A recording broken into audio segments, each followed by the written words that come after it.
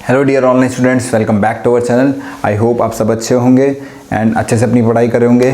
तो last time पे हम लोगों ने स्टार्ट किया था आपका पी ब्लॉक एलिमेंट्स को, और पी ब्लॉक एलिमेंट्स में हमने ग्रुप 15 में अमोनिया को डिस्कस किया था, ठीक है, नाइट्रोजन को डिस्कस किया था। आज जो है हम इसी लेक्चर सीरीज़ को आगे बढ़ाते हुए इस पी ब्लॉक को वाइंड अप करेंगे जो सीबीएसई के करिकुलम में है, और देखेंगे कि ऑक्सीडाइजेशन ऑफ नाइट्रोजन को एंड साथ ही साथ ऑक्साइड्स ऑफ नाइट्रोजन को, ठीक है। तो एक एक करके हम लोग दोनों टॉपिक को डिस्कस करते हैं और आज को फिनिश आउट करते हैं। तो बिना टाइम वेस्ट करे आज के लेक्चर को हम लोग शुरू करते हैं।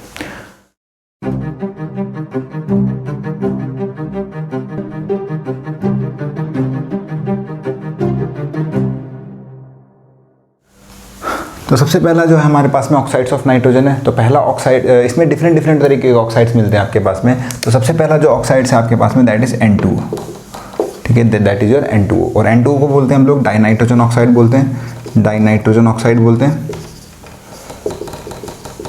या हम बोलते हैं नाइट्रोजन सेकेंड ऑक्साइड। अगर हम यहाँ पे ऑक्सीडेशन स्टेट देखें नाइट्रोजन की, या sorry nitrogen 1 oxide, not second oxide, it is nitrogen 1 oxide, ठीक है। और ये इसको एक और नाम बोला जाता है that is nitrous oxide, that is your nitrous oxide. और साथ ही साथ इसको एक कॉमनली बोला जाता है लाफिंग गैस, लाफिंग गैस भी बोला जाता है इसको, ठीक है। तो अब ये लोग ये इससे ऐसा मत सोचेगा कि इसको इनहेल करने से हमें एकदम मतलब हंसी आती है या कुछ ऐसा होता है। एक्चुअली ये हेलुसिनेशन कॉज करती है, ठीक है, हेलुसिनेशन कॉज करती है। हेलोजिनेशन का मतलब क्या है कि एक तरीके का नशा है ना। जब इसकी इनहेल कर लेते हैं तो हमारे ब्रेन क्या करता है, नर्वस सिस्टम, ये न्यूरॉन सिस्टम पे आपका इफेक्ट करती है, और न्यूरॉन सिस्टम पर इफेक्ट करने की वजह से ये हेलोजिनेशन कॉज करती है। और इसी हेलोजिनेशन की वजह से जो ह्यूमन बींग होगा जिसके जो ये इनहेल कर लेगा वो उस तरीके की हरकतें करने लग जाता है। तो एक चीज़ और याद रखिए कि ये अगर ज़्यादा इनहेल हो गई बॉडी के अंदर में तो इससे क्या हो जाता है, कई बार हार्ट अटैक आने के चांसेस होते हैं। तो चलिए इसके प्रिपरेशन को लेकर के हम लोग डिस्कशन करते हैं। तो प्रिपरेशन क्या है इसका, अमोनियम नाइट्रेट को अगर हम लोग हीट करते हैं, ठीक है, जब हम लोग हीट करते हैं, this is ammonium nitrate. Ammonium nitrate को जब हम लोग हीट करते हैं तो हीट करने पर किस में कन्वर्ट हो जाता है, it is converted into N2 dinitrogen oxide, साथ में आपका रिलीज करता है ये H2O को, ठीक है। तो this is a simple your decomposition reaction. और इस केस में आपके पास में जो गैस बन रही है this is known as your nitrous oxide, और ये आपकी लाफिंग गैस कहते हैं इसको। और ये कैसे नेचर की होती है, कलरलेस गैस होगी, ये आपकी एक कलरलेस गैस होगी, और साथ ही साथ में कैसा होगी, ये न्यूट्रल नेचर की होगी, ना तो एसिडिक ना बेसिक, और न्यूट्रल नेचर की होगी। न्यूट्रल होगी भी क्योंकि नाइट्रोजन अपनी लोएस्ट ऑक्सीडेशन स्टेट में, ठीक है, नाइट्रोजन अपनी कम वाली ऑक्सीडेशन स्टेट में, नाइट्रोजन के +3 और +5 जो होते हैं आपके वो एसिडिक बेसिक बिहेवियर शो करेंगे आपका। तो अगर हम लोग बैलेंस करें इस रिएक्शन को तो यहाँ पे आप इसको 2 से मल्टीप्लाई कर दीजिए तो रिएक्शन आपकी क्या हो जाएगी, बैलेंस हो जाएगी, ठीक है। तो ये तो था डाइनाइट्रोजन ऑक्साइड या नाइट्रोजन 1 ऑक्साइड। चलिए सेकेंड जो है हमारे पास में दैट इज NO, ठीक है, इसको हम लोग नाइट्रिक ऑक्साइड बोलते हैं, इसको हम लोग नाइट्रिक ऑक्साइड भी बोलते हैं। इसके बारे में काफ़ी चीज़ें हैं, जैसे नाइट्रिक ऑक्साइड आपका ओजोन डिप्लीशन में भी ओजोन डिप्लीशन में होता है। अभी मेंस आई थिंक नीट के पेपर में एक क्वेश्चन इस तरीके से बना हुआ है नाइट्रिक ऑक्साइड को लेकर के कि डिप्लीशन में भी आपका ओजोन डिप्लीशन में एक one of the factor responsible है। उसके बाद इसका दूसरा नाम देखें तो हम लोग बोलते हैं जो नाइट्रोजन सेकंड ऑक्साइड, क्योंकि नाइट्रोजन यहाँ पे कौन से ऑक्सीडेशन स्टेट में आपका, नाइट्रोजन आपका सेकंड ऑक्सीडेशन स्टेट में। तो इस चीज़ को ध्यान रखिएगा यहाँ पे कि नाइट्रोजन सेकंड ऑक्साइड ये होता है, ठीक है। साथ ही साथ स्टूडेंट्स एक चीज़ याद रखिएगा, मैं स्ट्रक्चर्स में भी दिखाऊंगा कि इसके पास में एक अनपेयर्ड इलेक्ट्रॉन होगा, इसके पास में एक अनपेयर्ड इलेक्ट्रॉन होगा, और अगर अनपेयर्ड इलेक्ट्रॉन होगा तो ये पैरामैग्नेटिक नेचर का होगा, ये आपका पैरामैग्नेटिक नेचर की तरह भी एक्ट होता है, एक्टिव होता है, ओके। तो एक क्वेश्चन यहाँ से इस तरीके का CSIR नेट में पूछा गया कि इनमें से EPR एक्टिव कौन सा होता है, तो EPR एक्टिव आपका NO भी होता है, ठीक है, नाइट्रिक ऑक्साइड आपका EPR एक्टिव होता है, ठीक है। अनपेयर्ड इलेक्ट्रॉनों का स्ट्रक्चर में हम लोग देखेंगे। इसकी अगर हम लोग प्रिपरेशन की बात करें तो सिंपली आपके पास में सबसे पहले जान लीजिए कि जो NO होता है ये लीगेंड की तरह बिहेव करता है, ये आपका लीगेंड की तरह बिहेव करता है। लीगेंड क्या होता है, ये एंटिटी हम लोग कोऑर्डिनेशन कॉम्प्लेक्सेस में डिस्कस करेंगे। तो इससे मिलती जुलती एक रिएक्शन है आपके पास में, जैसे क्या होता है NaNO2 को हम लोग रिएक्ट कराते हैं, तो नाइट्राइट है आपका in presence of iron sulphate FeSO4, और साथ में हम लोग ले लेते हैं सल्फ्यूरिक सल्फेट, सल्फ्यूरिक एसिड, ठीक है, H2SO4। तो ये एक तरीके का ब्राउन रिंग टेस्ट है, ब्राउन रिंग टेस्ट को मैं डिस्कस करूंगा, ठीक है, ब्राउन रिंग टेस्ट को मैं आपसे डिस्कस करूंगा क्या होता है उसमें।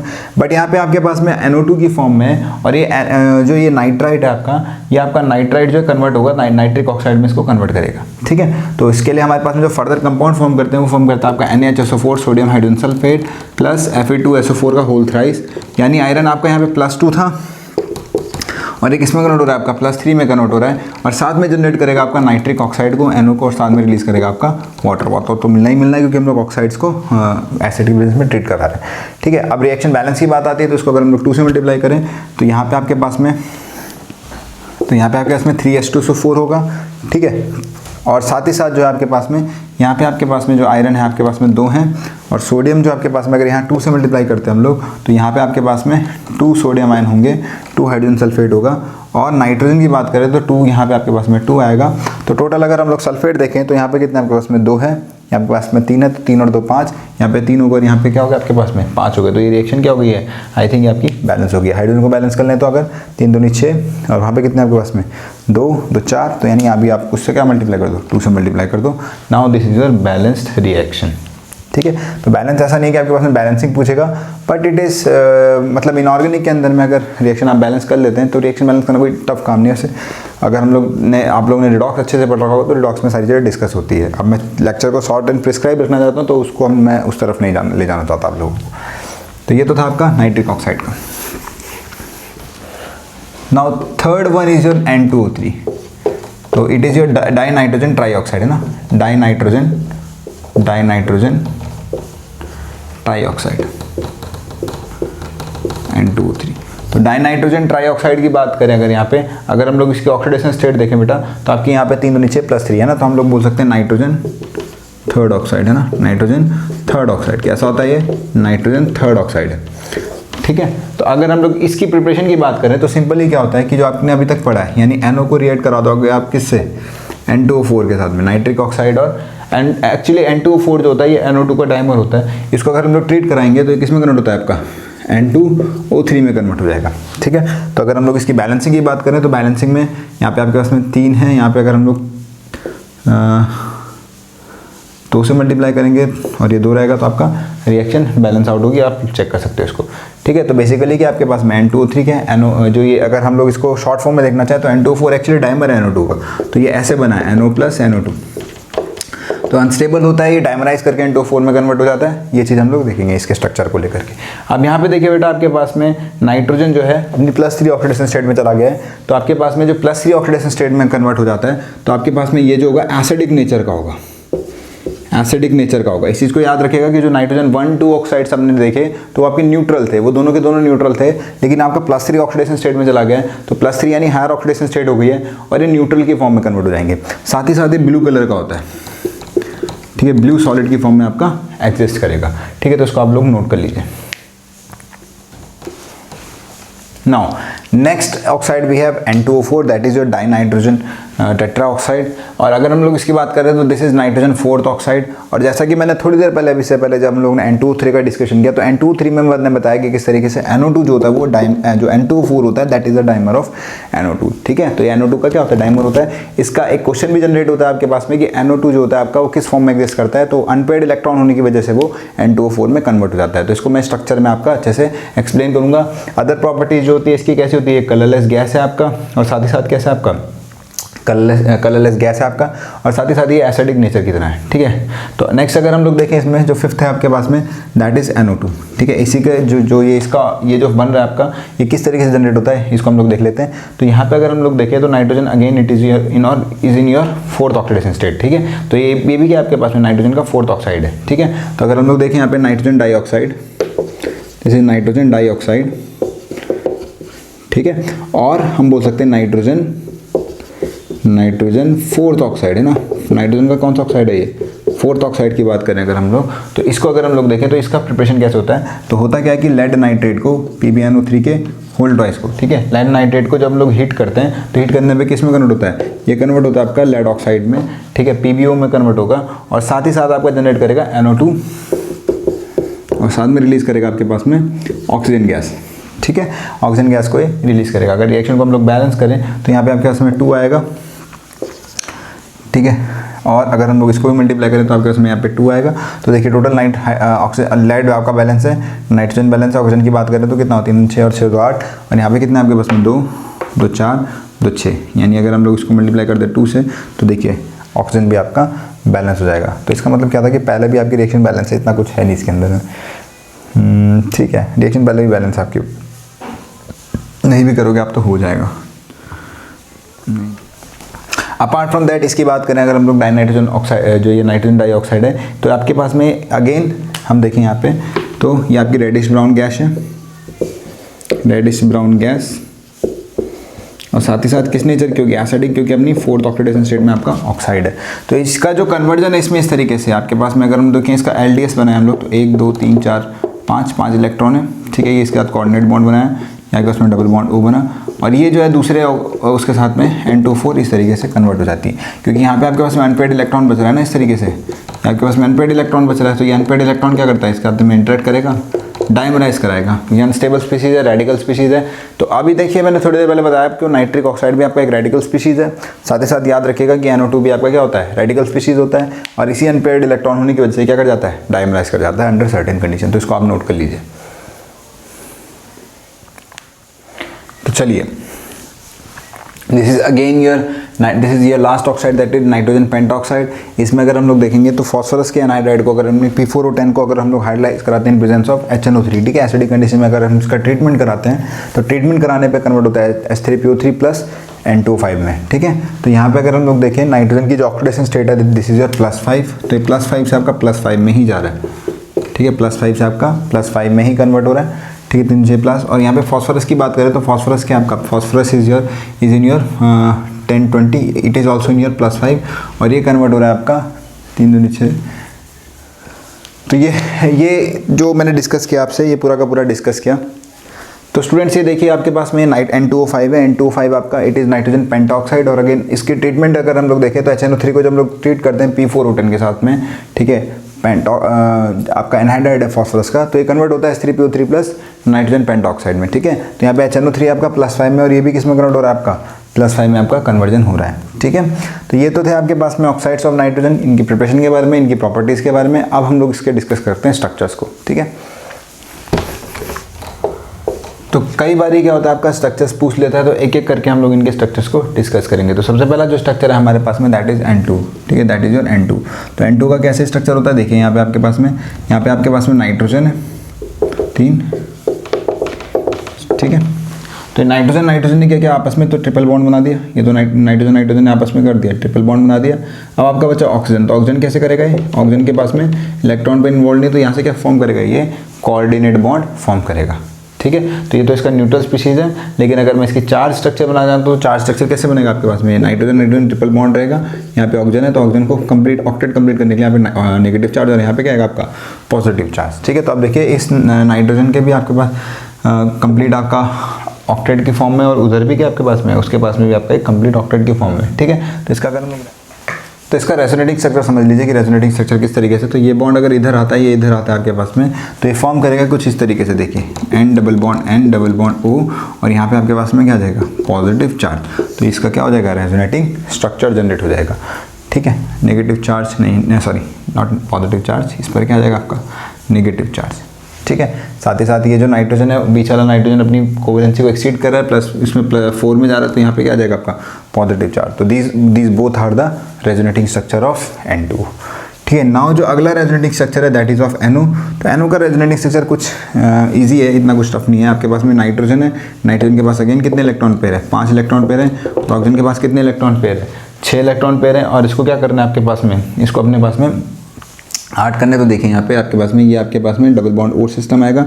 अब यहाँ पे एक अनपेड इलेक्ट्रॉन बच रहा है, एक आपके पास में यहाँ पे अनपेड इलेक्ट्रॉन बच रहा है, और इसी अनपेड इलेक्ट्रॉन होने की वजह से नाइट्रिक ऑक्साइड क्या होता है आपका, न्यूट्रल होता है, और अनपेड इलेक्ट्रॉन कैरी करने की वजह से ये पैरामैग्नेटिक नेचर शो करता है। तो यहाँ पे जो आपके पास में बॉन्ड ऑर्डर निकल के आता है अप्रॉक्सीमेटली 2.5 निकल के आता है। इसको हम लोग MOT से भी डिस्कस कर सकते हैं कि 15 इलेक्ट्रॉन स्पीशीज़ है ना आपके पास में, तो उससे भी हम लोग क्या कर सकते हैं, इसको डिस्कस कर सकते हैं, ठीक है। कि जो बॉन्ड ऑर्डर निकल के आएगा अप्रॉक्सीमेटली कितना निकल के आएगा, इसका 2.5 के करीब निकल के आएगा, ठीक है। तो दोनों फॉर्म में एग्जिस्ट करता है आपका। NO न्यूट्रल की फॉर्म में भी एग्जिस्ट करता है, NO प्लस की फॉर्म में भी। प्लस की फॉर्म में कैसे एग्जिस्ट करेगा आपके पास में, NO जो है आपका कन्वर्ट हो जाएगा NO प्लस में, और एक इलेक्ट्रॉन यहाँ से क्या करेगा आपका लूज करेगा, ठीक है। तो इस केस में इसका क्या कर जाएगा, एंटी बॉन्डिंग से इलेक्ट्रॉन चला गया। तो अगर एंटी बॉन्डिंग से इलेक्ट्रॉन चला गया तो इसका बॉन्ड ऑर्डर बढ़ जाएगा, ठीक है, bond order increases. Anti bonding से इलेक्ट्रॉन गया तो बॉन्ड ऑर्डर क्या कर जाएगा, इसका बढ़ जाएगा, ठीक ठीक है।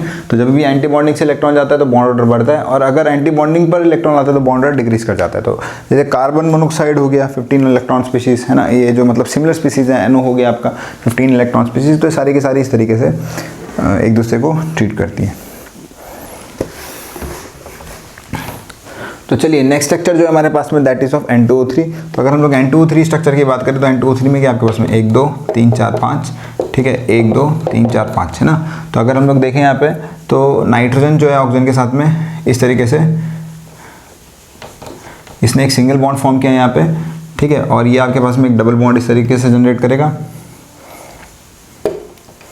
और ये इस तरीके से। तो इनमें से एक की तो जो क्या बोलते हैं नंबर ऑफ इलेक्ट्रॉन पेयर जितने चाहिए एक को तो कंप्लीट है। तो यहाँ पे 1 2 3 और ये 4 और 5 ये इसके पास कंप्लीट है इलेक्ट्रॉन पेयर। 4 यहाँ से, 2 यहाँ से कितने 6 और 2 आपके 8 हो गए, ठीक है।